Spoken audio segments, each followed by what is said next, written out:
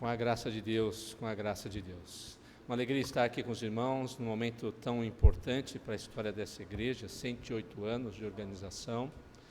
Me sinto muito feliz. E nós trazemos o abraço da Igreja Presbiteriana Metropolitana de Guarulhos, lembrança dos irmãos. Estamos ali, já vai fazer 10 anos, 11 anos. Deus tem me dado o privilégio de ministérios longos, com muita paciência da igreja e com muita misericórdia da parte dele. O texto que eu gostaria de nessa noite compartilhar com os irmãos se encontra no segundo livro dos Reis, capítulo 5. Segundo livro dos Reis, capítulo 5.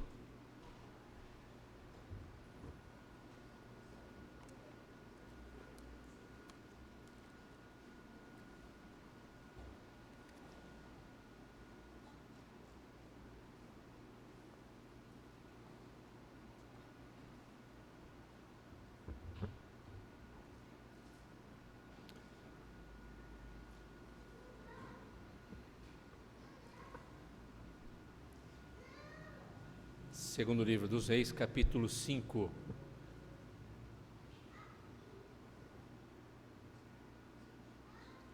A porção da palavra de Deus nos diz o seguinte nesse texto: Naamã, comandante do exército do rei da Síria, era grande homem diante do seu senhor e de muito conceito, porque por ele o Senhor dera vitória à Síria. Era ele herói de guerra, porém leproso. Saíram tropas da Síria e da terra de Israel, levaram cativa uma menina que ficou ao serviço da mulher de Naamã. Disse ela à sua senhora: tomara o meu senhor estivesse diante do profeta que está em Samaria, ele o restauraria da sua lepra.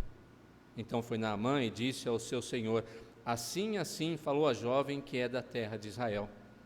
Respondeu o rei da Síria: vai, anda, e enviarei uma carta ao rei de Israel. Ele partiu e levou consigo 10 talentos de prata, 6.000 siclos de ouro e 10 vestes festivais. Levou também ao rei de Israel a carta que dizia: logo em chegando a ti essa carta, saberás que eu te enviei Naamã, meu servo, para que o cures da sua lepra. Tendo lido o rei de Israel a carta, rasgou as suas vestes e disse: acaso sou Deus com poder de tirar a vida ou dá-la, para que este envie a mim um homem para eu curá-lo de sua lepra? Notai, pois, e vede que procura um pretexto para romper comigo. Ouvindo, porém, Eliseu, homem de Deus, que o rei de Israel rasgara as suas vestes, mandou dizer ao rei: por que rasgaste as tuas vestes? Deixa ouvir a mim, e saberá que há profeta em Israel. Veio, pois, Naamã com os seus cavalos e os seus carros, e parou à porta da casa de Eliseu. Então Eliseu lhe mandou um mensageiro dizendo: vai, lava-te 7 vezes no Jordão, e a tua carne será restaurada e ficarás limpo.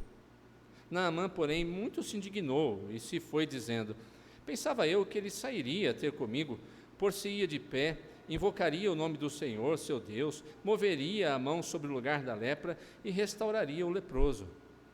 Não são, porventura, Abana e Farfar, rios de Damasco, melhores do que todas as águas de Israel? Não poderia eu lavar-me neles e ficar limpo? E voltou-se e se foi com indignação. Então se chegaram a ele os seus oficiais e lhe disseram: meu pai, se te houvesse dito o profeta alguma coisa difícil, acaso não a farias? Quanto mais, já que apenas te disse: lava-te e ficarás limpo. Então desceu e mergulhou no Jordão 7 vezes, consoante a palavra do homem de Deus. E a sua carne se tornou como a carne de uma criança e ficou limpo. Voltou ao homem de Deus, ele e toda a sua comitiva, veio, pôs-se diante dele e disse: eis que agora reconheço que em toda a terra não há Deus, senão em Israel. Agora, pois, te peço, aceites um presente do teu servo. Porém ele disse: tão certo como vive o Senhor, em cuja presença estou, não aceitarei. Instou com ele para que o aceitasse, mas ele recusou. Disse Naamã: se não queres, peço-te que ao teu servo seja dado levar uma carga de terra de 2 mulos, porque nunca mais oferecerá este teu servo holocausto, nem sacrifício a outros deuses, senão ao Senhor. Nisto perdoe o Senhor a teu servo, quando meu senhor entra na casa de Rimom para lhe adorar, e ele se encosta na minha mão, eu também me tenha de encurvar na casa de Rimom. Quando assim me prostrar na casa de Rimom, nisto perdoe o Senhor a teu servo. Eliseu lhe disse: vai em paz. Mantendo a sua Bíblia aberta nesse texto, por favor, feche seus olhos, curve sua cabeça, falemos com Deus. Bendito e eterno Deus, louvamos o teu nome, por tua infinita misericórdia. Tua palavra foi aberta, foi lida, e pedimos que ela possa ser aplicada à nossa vida, ao nosso coração, e que façamos a tua vontade, estando abertos a Deus e submissos ao teu querer. Obrigado pela existência dessa igreja, pelos seus 108 anos, ó Deus, de organização.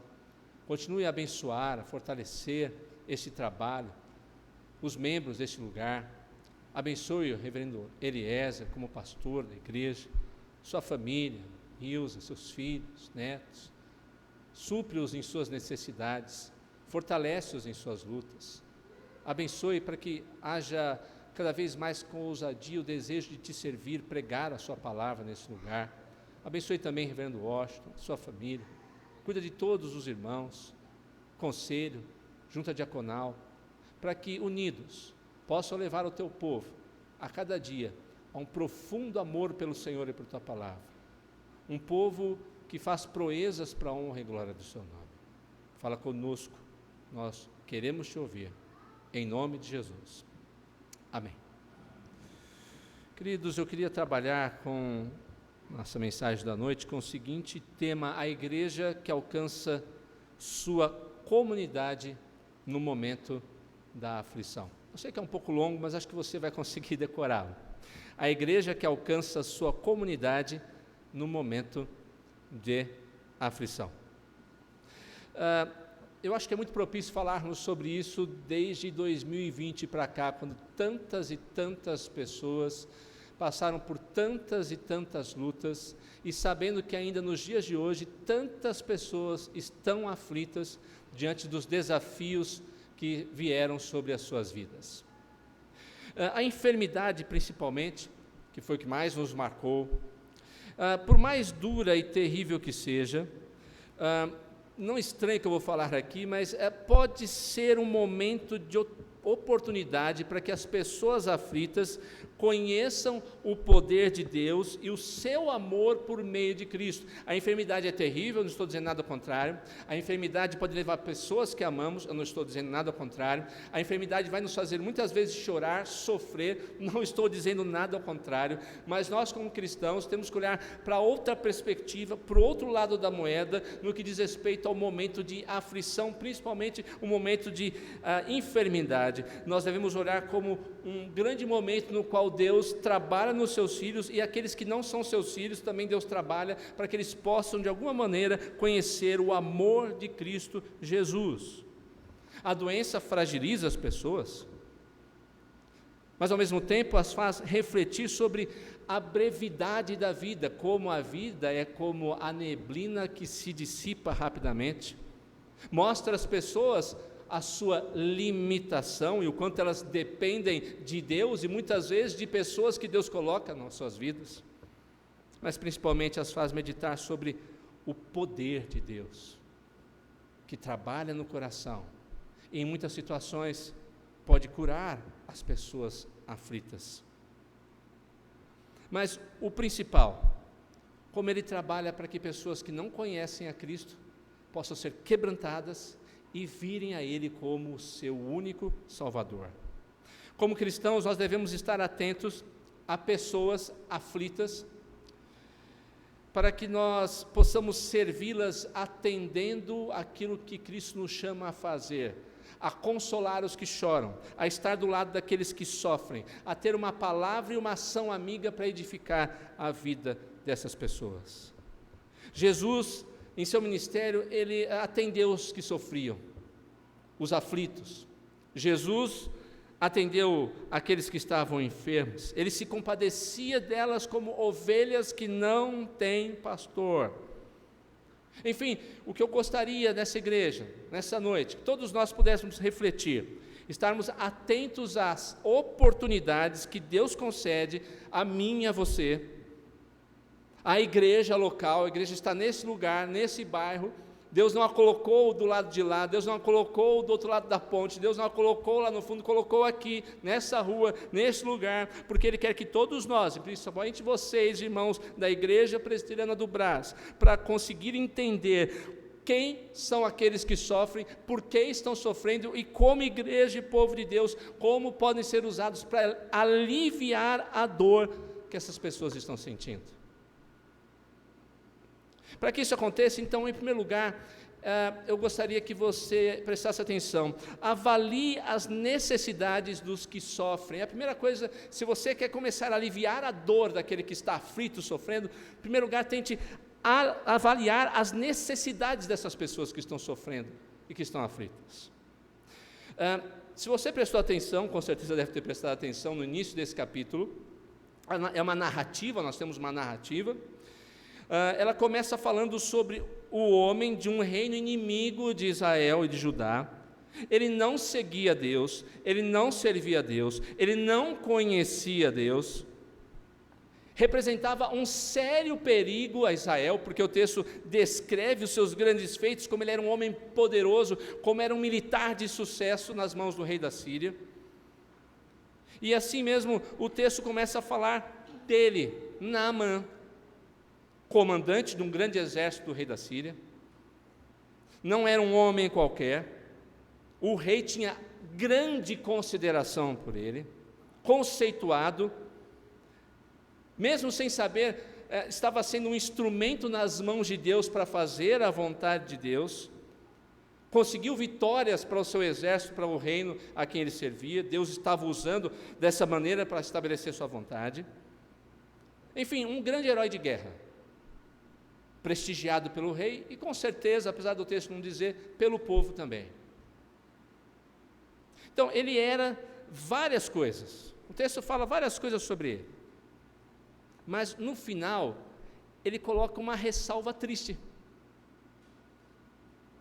O texto diz que, se você prestar atenção, ele era um homem que vivia diante do seu Senhor, comandante do exército do rei, muito conceito. Por ele o Senhor dera a vitória à Síria, ele era herói de guerra, porém leproso. A construção não está à toa assim, nesse texto, gente. Às vezes nós usamos esse tipo de linguagem no dia a dia. Por exemplo, rapazes e moças que são mais jovenzinhas, e sabe que alguém está interessado na amiga, por exemplo, fala, olha, esse rapaz está interessado em você, ele é bonito. Olha, ele faz faculdade, mas a amiga diz no final, porém, ele é pobre. Eu não estou entrando no valor do conceito, por favor, não me entendam mal. Eu só estou dizendo que na construção da frase, quando eu coloco porém, eu lanço toda a carga semântica para esse final. O que importa não é se ele é comandante, não é se o rei gosta dele, não são as vitórias que ele teve, não é o que o povo pensa dele. O que importa no final, ele é leproso. O que se destaca no texto é única e exclusivamente a lepra maldita que estava em seu corpo. Todo o resto se joga fora. Em Israel, vocês se lembram disso, o próprio Deus havia estabelecido que essa doença tinha uma séria conotação espiritual e ritual relacionada ao pecado. Era assim que o judeu via ou olhava para a lepra. Não sabemos a realidade para os sírios, talvez também tivesse esse peso, mas o texto nos mostra pelo menos que no caso desse homem, o rei o considerava tanto que não tinha deixado de lado e permitia que ele continuasse a fazer o seu trabalho, mas ao mesmo tempo via o sofrimento daquele homem que ele queria bem. Havia um peso social para ele naquele momento. Não adiantava ele fazer nada, nada que ele fizesse, qualquer esforço tiraria a ferida que estava no seu corpo. Não havia cura. O coração daquele homem deveria estar sofrendo demais, mais até do que a sua pele. Mas, queridos, pior do que a impureza da sua carne, era a impureza do seu coração. Naamã não precisava ser curado apenas por fora, ele tinha que ser curado por dentro. E algumas coisas aqui podemos meditar que mostram, quem sabe, essa realidade. Primeiro, Naamã precisava ser curado do seu orgulho. A sua posição diante do rei, os seus grandiosos feitos, o faziam pensar que ele era grande e achar que os outros deveriam servir e não ele servir os outros. Veja, Eliseu manda apenas um emissário até ele, dá as orientações que são necessárias para que ele possa ser curado, mas ele olha para aquilo como algo descabido e fica indignado. Por que ele fica indignado? Por causa do mensageiro que foi? Não, porque havia um rei dentro do seu coração, um profundo orgulho na sua alma, que dizia: eu não mereço receber um emissário, a pessoa principal tem que falar comigo, porque eu sou um grande comandante. Ele queria o profeta e não um serviçal do profeta, porque se considerava cheio de orgulho grande. Mas ele também precisava ser curado da incredulidade. Talvez por conhecer a sua divindade local na Síria, ele esperava talvez que Deus estivesse à sua disposição, assim como a divindade da Síria estava à disposição dos homens. Ele não poderia conhecer um Deus a quem nós devemos cumprir a vontade, porque ele achava que os outros deuses é que faziam a vontade dele e do povo. Ele não sabia que o Senhor é soberano e faz todas as coisas segundo o conselho da sua vontade, como lhe agrada.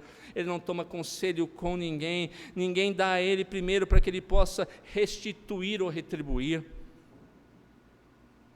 Até aquele momento ele diz a respeito do Senhor: invocaria o nome do Senhor, seu, você presta atenção nisso? Seu Deus. Ele ainda não diz meu Deus. Deus para ele naquele momento é algo distante, desconhecido, indiferente. Não há uma experiência com o Senhor, não há uma mudança que o leve a ter Deus como algo que passe a fazer parte da sua vida, que é mais importante até mesmo do que a própria cura da lepra.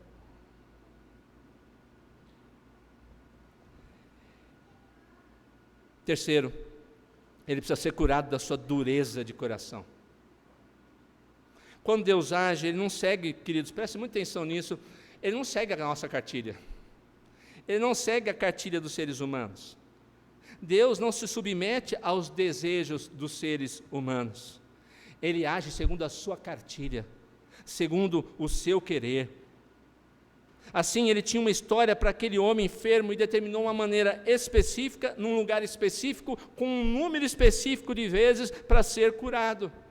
Não era o lugar que ele queria, era o rio que Deus ordenara. Não era da maneira dele, eram 7 vezes mergulhando no Rio Jordão. Não era na hora que ele queria, mas no momento que Deus estabeleceu. É assim que Deus sempre age para a sua glória. E é assim que muitas vezes nós nos vemos lutando contra o querer de Deus, não entendendo como Ele quer agir.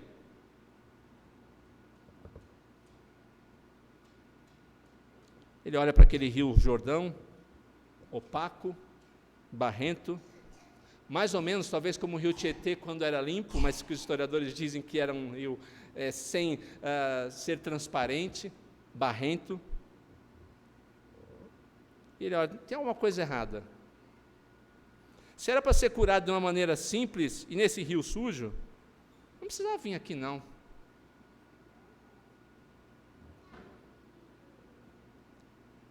O coração duro de Naamã não era capaz de ver a ação de Deus com instrumentos que parecem loucura para o homem natural, mas que são a manifestação do seu mais absoluto poder. Mas, vamos ser sinceros, às vezes Deus age de uma maneira misteriosa, não só na vida dos outros, mas na nossa vida também. Há momentos, não sei se você já sentiu isso, eu já senti vontade às vezes de falar no coração, isso não é blasfêmia não, Senhor, teu plano está esquisito. Senhor, acho que se eu tivesse no seu lugar, acho que teria feito melhor. E acho que o plano seria mais elaborado, Senhor. Porque às vezes parece que Deus faz assim com a nossa vida, vira tudo de cabeça para baixo, tudo entra em desordem. Mas Deus, em seu infinito poder, em sua infinita sabedoria, sabe muito bem o começo e o fim de cada plano que Ele estabeleceu para nós e para cada uma das pessoas que estão ao nosso redor. Naamã precisava ser curado dessa realidade também.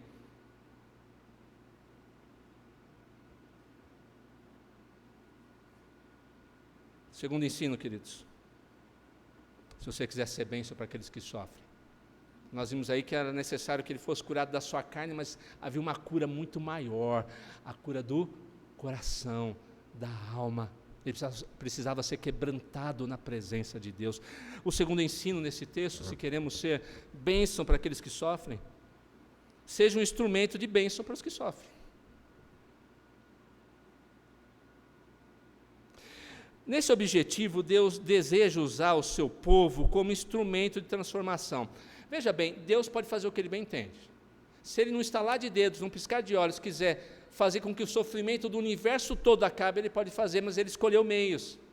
Ele escolheu o seu povo, a sua igreja, para que seja este meio para tirar, mitigar o mal e o sofrimento nas pessoas. No início do cristianismo, em Roma, era muito comum você encontrar bebês jogados na rua, vítimas de abandono, em alguns casos até bebês que não tinham nascido, vítimas de aborto. Isso era muito comum, sem nenhum problema para que assim o fizesse. Os cristãos começaram a ver aquilo e começaram a recolher essas crianças e levar para determinados locais, e ali eles fundam os orfanatos que conhecemos hoje. E isso mudou a sociedade naqueles dias, porque irmãos e irmãs em Cristo naqueles dias passaram a olhar para as pessoas, para aquelas crianças ou para outros desvalidos, e viam neles alguém criado à imagem e semelhança de Deus. Foram instrumento de bênção para os que sofrem. Você já se perguntou alguma vez por que Deus colocou você na casa em que você está morando, no apartamento que você está morando, no seu local de trabalho, na escola em que você estuda? Por que Ele coloca você para andar num carro, num determinado trajeto, ou num ônibus, ou num transporte público, numa determinada linha, determinado trajeto? Foi uma coincidência? Não, não existe coincidências para Deus. Deus nos coloca em determinados lugares que nós nem imaginávamos que poderíamos estar, porque Ele quer que você naquele lugar alcance pessoas que sofrem e seja instrumento de bênção para elas. Eu não posso pegar o metrô que você pega, o ônibus que você pega. Eu não posso ir no tribunal que o Abelardo vai. Eu não posso ter contato com os professores que você tem contato, com os alunos que você tem contato, mas você pode ali, você pode ser um canal de bênção, a mão estendida, o braço estendido da igreja naquele lugar. Se você prestou atenção no texto, na narrativa, você entende bem isso, você vai prestar atenção que, apesar dos dois reis aparecerem, o da Síria e o rei de Israel, eles não são personagens principais, eles são secundários. Fala alguma coisa deles, eles são importantes para as pessoas na época, mas para Deus, aqui nesse texto, eles não têm a mínima importância. Há algo melhor, algo mais especial para Deus. Porque no reino de Deus, e na obra de Deus, muitas vezes, reis não têm nome e perdem destaque. O rei da Síria imagina que o profeta Eliseu é um serviçal, vai lá, olha, eu estou escrevendo uma carta, e chegando lá, ele olhando a minha carta, vê o que é do rei da Síria, vai ter que obedecer e fazer o que eu estou mandando. Por sua vez, o rei de Israel é alguém que só pensa em si mesmo, em seu reino, no seu poder, no que ele pode perder, não no que ele pode dar. Não se compadece de alguém que se encontra em situação de tanto sofrimento, ele fica indignado consigo mesmo, por causa do seu coração egoísta. Rasga suas vestes e profere da boca para fora algo sobre um Deus com o qual ele não tem nenhuma comunhão. Se você ler o texto de Reis, vai saber que a maioria dos reis do reino do norte, Israel, não agradaram ao Senhor, estavam distantes de Deus, era tudo fingimento.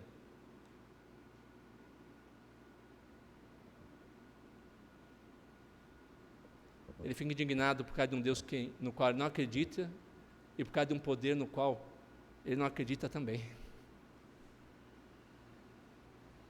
Mas outros personagens aqui são a clara demonstração da disposição de Deus em usar pessoas e dirigir a história para que sua vontade seja feita e essas pessoas que sofrem sejam abençoadas. Presta atenção, primeira coisa que acontece aí, apesar também de não ser a personagem principal, mas ela tem um destaque. Aparece uma menina sem nome, não sabemos quem são seus pais, não sabemos de que lugar específico ela veio, ela se tornou prisioneira e virou serva na casa de Naamã. Num lugar estratégico, ainda que estivesse sofrendo, sendo uma serviçal. Queridos, se a gente quer ser bênção para os que sofrem, muitas vezes as pessoas não vão prestar atenção na gente, não vão saber qual é o nosso nome. Estaremos numa posição que não nos agrada, num lugar que não nos agrada, fazendo coisa que nós não gostamos, mas se a gente entender que foi Deus que nos colocou ali para ser bênção, a gente vai parar de perguntar por que essas coisas estão acontecendo e vamos começar a perguntar a Deus, o que o Senhor quer comigo para que eu seja bênção nesse lugar?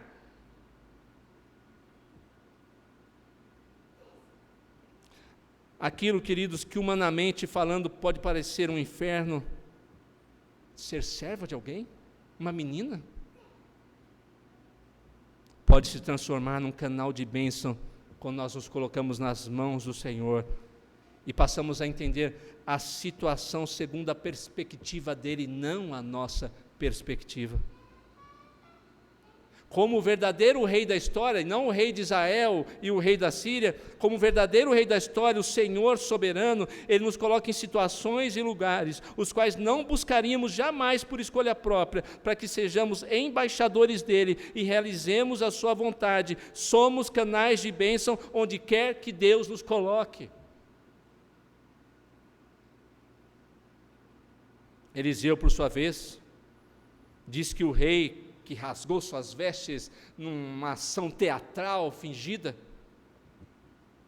ele diz, para que saibam que há um profeta em Israel, para que saibam que aqui tem um servo de Deus verdadeiro, mande esse homem aqui.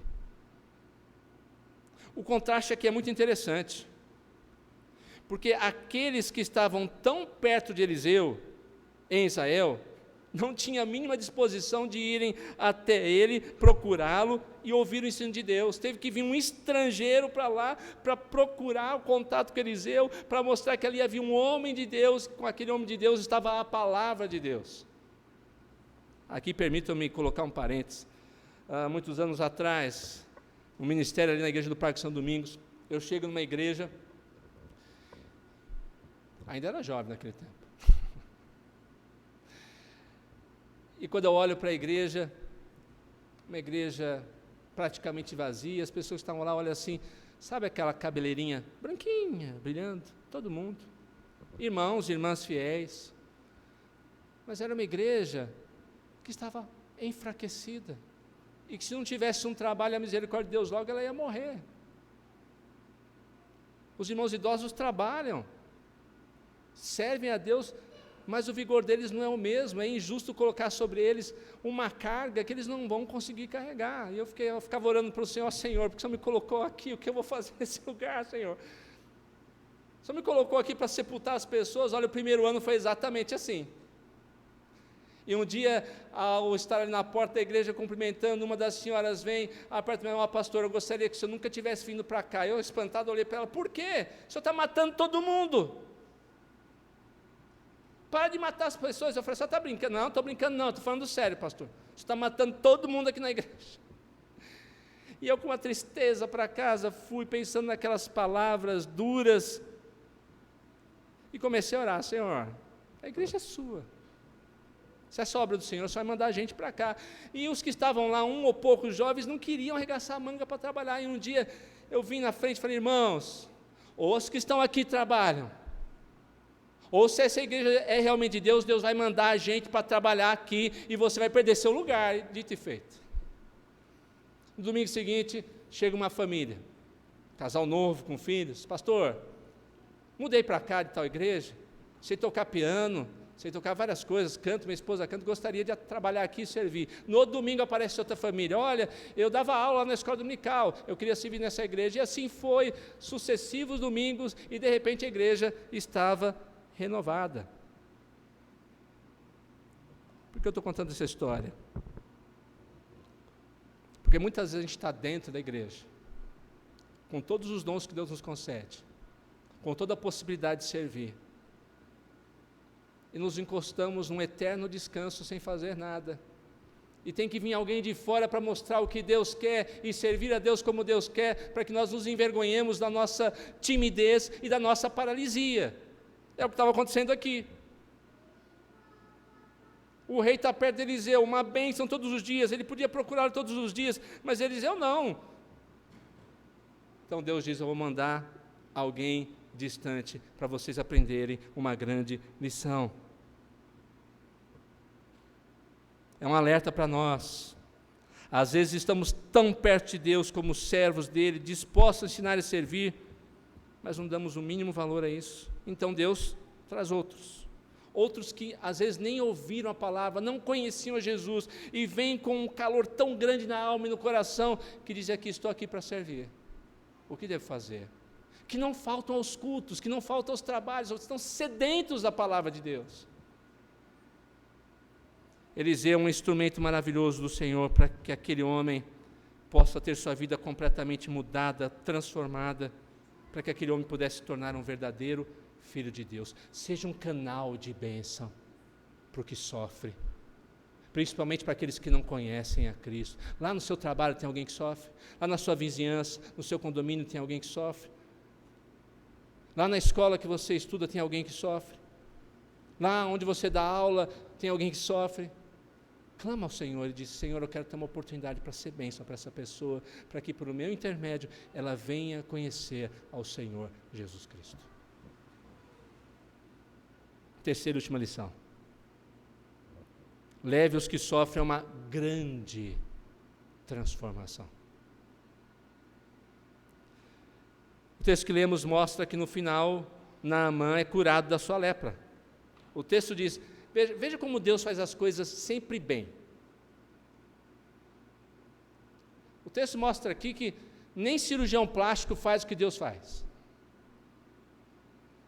Naamã mergulha 7 vezes no Rio Jordão. E quando ele sai, o texto diz: a pele dele estava igual a de criança. Já viu pele de bebê? Como é? Lisa, linda, maravilhosa. Não tem uma ruguinha sequer. Naamã saiu desse jeito. Aquilo que é impossível para os homens é perfeitamente possível para Deus. Mas a grande transformação de Naamã não é na sua pele. Lembra que eu falei aqui o que precisava ser transformado? Aquele homem orgulhoso, vaidoso, soberbo, incrédulo, passa pela dor da doença, da humilhação pela qual ele teve que passar para conhecer o amor do Deus que cura e que se importa com aqueles que o buscam. Portanto, irmãos, nós devemos aproveitar a situação daqueles que sofrem para levar-lhes alívio, orando por eles, orando com eles, levando o conforto das Escrituras, a transformação do coração pecaminoso que é vazio, alheio a Deus, para que possa ser um trono de Deus a partir do momento que ele o conhece. Então aqui nós temos novas etapas que demonstram a transformação dentro de Naamã. Primeiro, ele se humilha. Quem vai até ele dizendo: meu senhor, não vai embora não, reconsidere, são seus subalternos. Ele poderia dizer: olha, eu sou general, vocês são subalternos, não tem nada para falar para mim, fiquem quietos, vamos adiante. Mas os subalternos falam: meu senhor, ele só pediu para mergulhar 7 vezes no rio. Se ele tivesse pedido uma coisa difícil, o senhor não ia fazer? Ia, então vai lá no rio. Ele ouve os subalternos dele, e vai e mergulha. Mergulha no rio que ele achava impróprio, mas vai lá. Aquele que ele achava que era um profeta, um serviçal dele, e de quem ele reclama porque não foi até ele, ele volta quebrantado para a sua presença. Ele não olha mais para Eliseu como um profeta, um servo a seu dispor, mas como alguém que precisa ser respeitado e ouvido. Era o momento no qual o encontro acontecesse, uma nova etapa em sua vida começasse. Nós temos que levar com profundo amor e sabedoria aqueles que sofrem a se humilharem em seu pecado diante de um Deus santo. Essa é a principal transformação que Deus deseja. Outro sinal de que ele por dentro foi transformado, ele obedeceu. Primeiro ele recusa dar um passo e fazer o que Deus queria, mas em seguida ele mergulha 7 vezes, como eu falei. Qualquer um que queira ser alcançado por Deus, terá que seguir os preceitos de Deus e obedecer à vontade de Deus. Não tem outro caminho, não tem atalho, não tem mais ou menos. Não tem seguir aquilo que nós queremos, mas única e exclusivamente obedecer a Deus e se submeter à sua vontade. E o fato dele mergulhar 7 vezes, o número 7 está sempre relacionado a Deus, é uma referência à perfeição e exatidão dos métodos do Senhor, dos caminhos do Senhor, e da certeza de que ao nos submetermos ao Senhor, Ele nos abençoará. Faz do jeito que Deus mandou, que é sempre melhor, mas muitas vezes a gente é cabeça dura, quer fazer do nosso jeito. Os resultados são sempre os piores possíveis. No que diz respeito a uma transformação de vida, muitos querem seguir a Deus segundo suas próprias escolhas, seus próprios caminhos, mas que no final serão caminhos de morte e destruição, que não trazem vida eterna. Somente o caminho escolhido por Deus leva à salvação, e o caminho escolhido por Deus é o Senhor Jesus Cristo. Para Deus, os nossos métodos serão sempre trapo de imundícia, enquanto os planos dele serão sempre sábios e poderosos. Nosso grande objetivo é levar aqueles que sofrem a conhecer a Cristo, submeterem-se à palavra de Deus e obedecerem mediante uma vida de santidade pela fé. Terceira coisa que mostra a sua transformação, ele passa a ter o desejo de servir. Ele quer voltar para Eliseu e oferecer uma parte daquilo que tinha levado com sua comitiva. Por favor, aceite, eu quero servir você, eu quero abençoar a sua vida, eu estou feliz, uma grande transformação está acontecendo em mim. Eliseu recusa, para mostrar que a graça do Senhor é que salva e transforma, e nada pode pagar isso. Eu fico pensando aqui, contextualizando, se Naamã tivesse ido para uma dessas igrejas que conhecemos hoje e tivesse oferecido a mesma coisa. Pode colocar tudo aqui, se tiver um pouquinho mais, por favor, pode colocar aqui também. Não. Eliseu diz, não. Bênção de Deus não se vende. Transformação do alto não se vende. O poder de Deus não se vende. Eu sou servo dele. Ele me dará aquilo que eu preciso. Nós somos chamados a atender o necessitado que sofre sem nenhum interesse diante daquilo que ele pode nos dar. Mesmo porque muitas vezes ele não vai poder nos dar absolutamente nada, a não ser o de ver o seu sofrimento, a sua dor ser mitigada, diminuída, e em alguns casos, ou sempre que possível, completamente solucionada. Essa é a nossa alegria, essa é a nossa vitória. Nessa transformação também, se você notar, Naamã passa a adorar a Deus.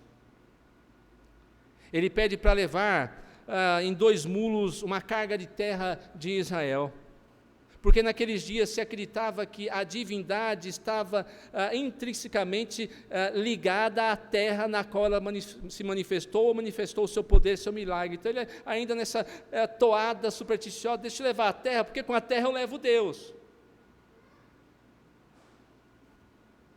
Ele o faz, para que pudesse erguer um altar a Deus, com a terra da terra de Deus.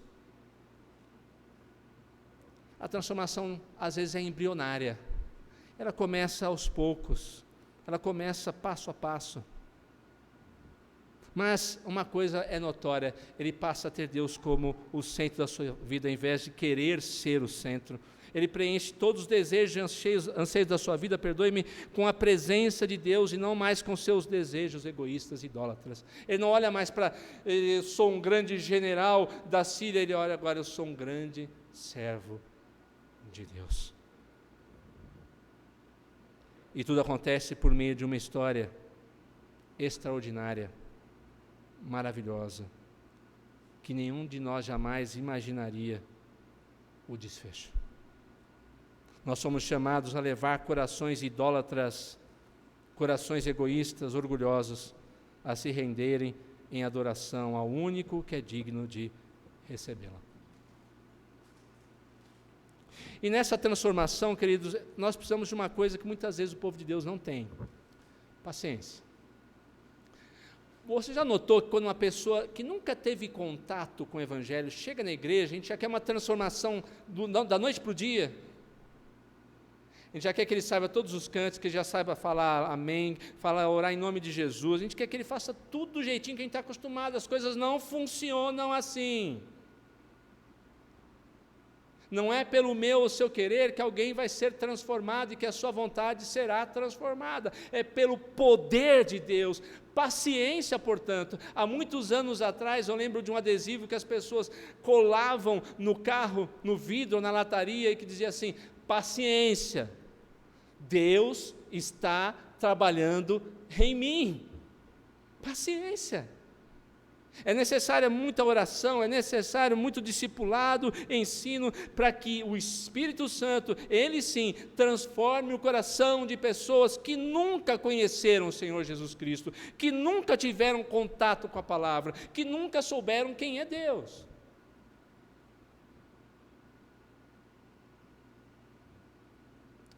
Porque Deus é paciente e transforma no tempo dele e do jeito que Ele quer.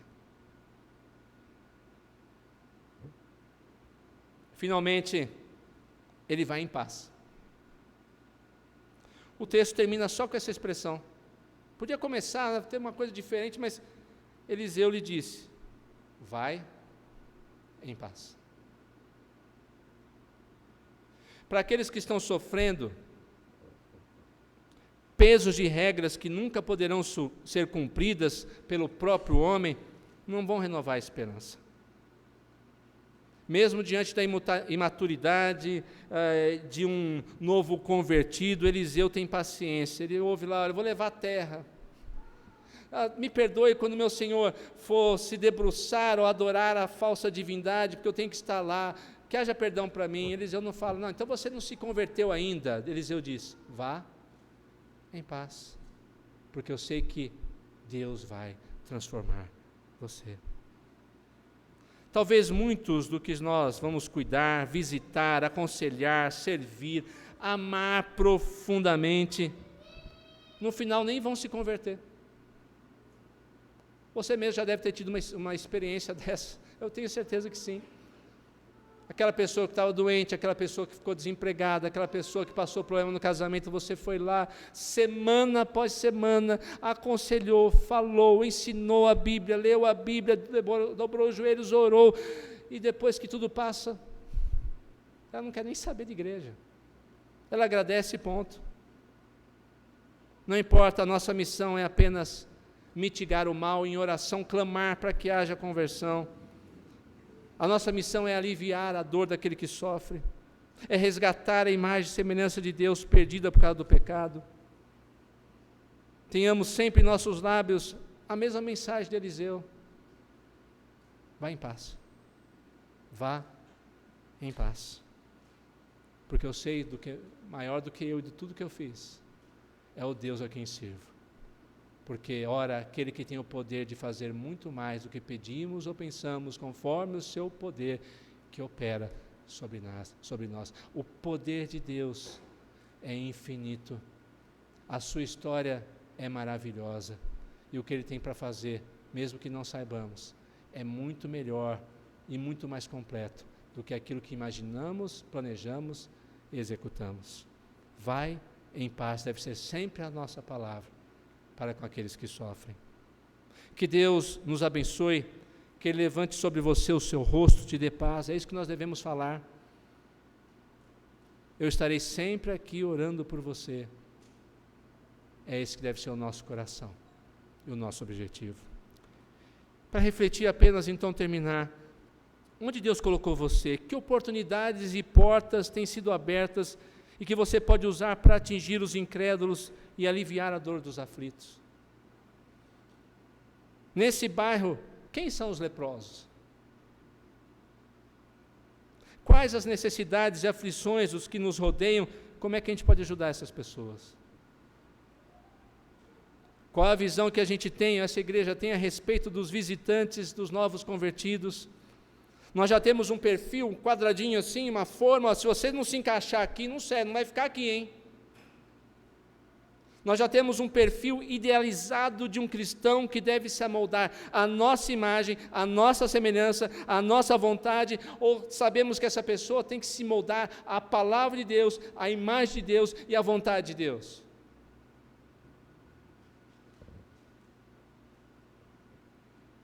Você tem paciência com as mudanças, ou você quer um resultado rápido e não quer esperar no que Deus tem para fazer? Pense sobre isso. Reflita sobre isso, para que essa igreja possa ser um genuíno canal de bênção aos que sofrem ao seu redor, em sua comunidade, em qualquer outro lugar.